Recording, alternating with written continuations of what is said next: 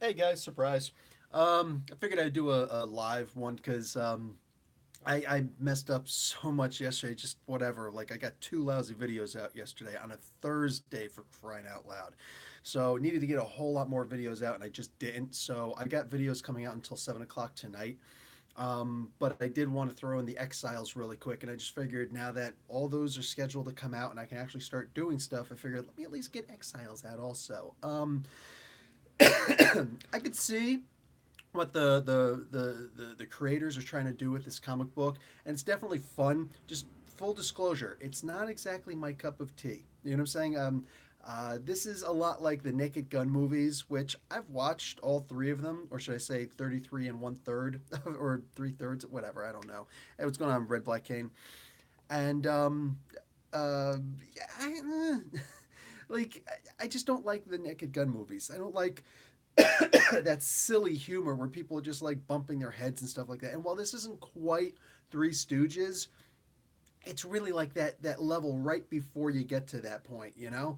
So it's fun, it's very imaginative, it is, but at the same time it's just kind of for me. I do like that they had the old thing here. You could tell that these guys know what they're doing because they actually had the lumpy version of the thing. When the thing went back in time and he was Blackbeard. I mean, that was before he got the actual rocky hide that we know with the crevices and the creases and all that stuff. So that's great that they remembered that.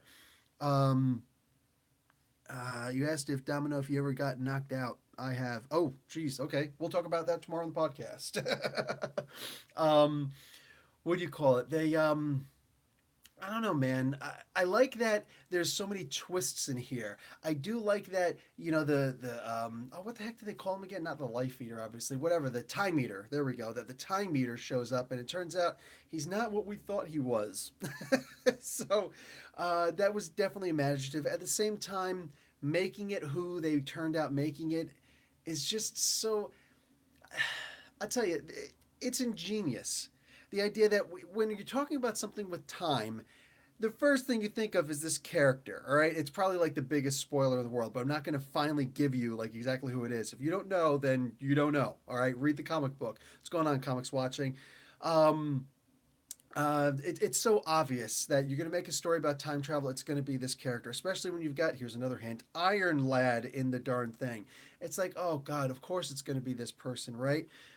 But this huge bait and switch, I guess we kind of should have seen a bait and switch coming because the front covers have been bait and switches up until this point.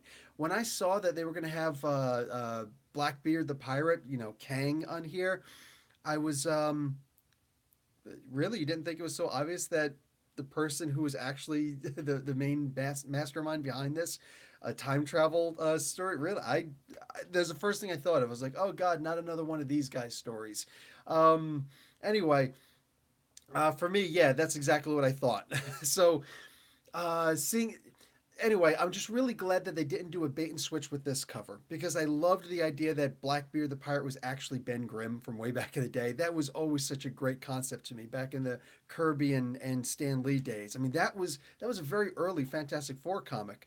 So, um, anyway, I just looked at it as, you know, all these covers that they're throwing at us, it's like, hey man, here you go. Here's this cover. You like it? You like it? Well, we're only going to give you like one or two panels of it. So like, what are you doing? What are you doing? So here, the entire thing was actually the Ben Grimm version. Now they also had Misty Knight in here. Hey, I'm always down for an open blouse Misty Knight picture. You know what I'm saying? And in all seriousness, I love the idea that her bionic arm was actually a hook. That was cool. Good idea.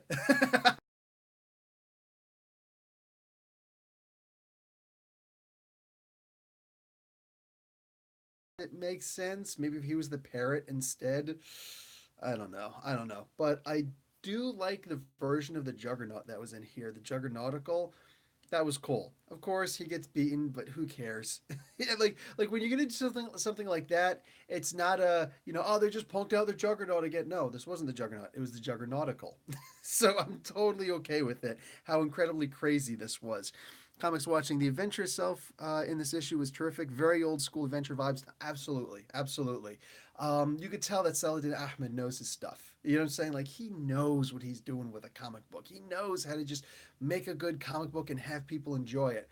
The again, the art is a real throw off, but having this version of Wolverine in it, Wolvie, makes it so that it's not so bad. You know what I'm saying? Like the art is still one of those things where it's like, ah, oh, what are you doing? And excuse me, who's actually doing this art? Is that Javier? I forget. Oh, for crying out loud. Yep, Javier Rodriguez is doing the art, which, again, I've said it before. His art is something that you have to get used to. You know what I'm saying? And he's got many different art styles. It's not the easiest thing to just jump on a Javier Rodriguez comic book and realize it's Javier Rodriguez actually doing the art because he can sneak stuff in on you. You know what I'm saying? You're just like, oh hey, it's him. So, but having Wolvie in this was perfect because it makes the art style okay since he's in there. Even though he doesn't have as much to do with the roles as I think he should, it's good that they've actually got him in here. So that genuinely helps with the comic books. Like they knew what they were doing with this. You know what I'm saying? And again, like I'm glad that I stuck with this because there were so many times I thought to just drop this comic book. You know, I'm like, this is silly. This doesn't make any sense. What is this? Who cares? But it's and the Peggy Carter thing in the previous issue that killed me. That killed me. I'm like, why even have her in here if you're not going to keep her? We might see her again. Who knows? But the idea is that it was cool that we got to see her for a hot second. It was cool, or it is cool that they keep going with this story the way that it is. It's like an undulating wave. You know what I'm saying? And it does keep me excited. Okay, excited is probably not the proper word because again, this isn't quite my cup of tea. But as strange as it is, as much as I want to say no, I don't really like this comic book. Clearly, I like the comic book. It's a weird feeling. And again, this is a live video. There's no retakes. Okay, so like these are my emotions after I just got finished reading the comic book. It's enjoyable. I do, however, feel that this comic book, for the much larger audience, this would be so much better in trade. So you could just get all 5 stories in a row, bang, one and done. Just take the afternoon off, read the comic book, and just sit back. And you know what? I really did like that. I believe that next issue should be the final issue if this is actually only 5 issues. And if that's the case, that's going to determine everything. That's going to determine everything there is about this comic book. But they've got all the right points. They've got, here's these small bads showing up, and then here's the big bad. Oh, it turns out that's not the big bad. Here's the big reveal. I dug it. I dug it. So I don't want to say I'm enjoying this, but my words mean nothing to my smile. So it's good. Obviously, I'm going to read the next issue. I can't wait to see what they're going to do with it. Comics watching. Do you think the end reveal is what also happened to? Well, wait. Oh, and it just disappeared. I can't really. I can't see the rest of what you said. Wow, live is really weird on my phone. Anyway, I'm sorry. Put in the comments, please, and I'll check what you said. Um, anyway, where they're going to go with this, I don't know. I hope they're not going to just finish this. I hope this is one of those stories where they leave it on a cliffhanger, even if they never actually return to the story again.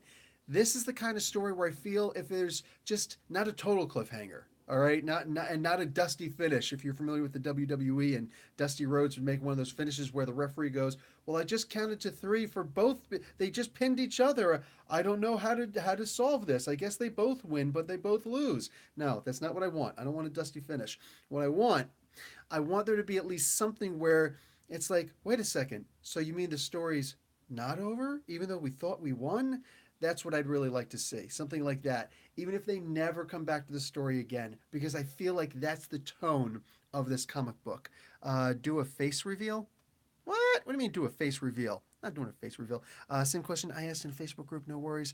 Loving the series. Something great about it. That's exactly how I feel about it. There is something great about it. Can't quite put my finger on it, but it's there, and that's good enough.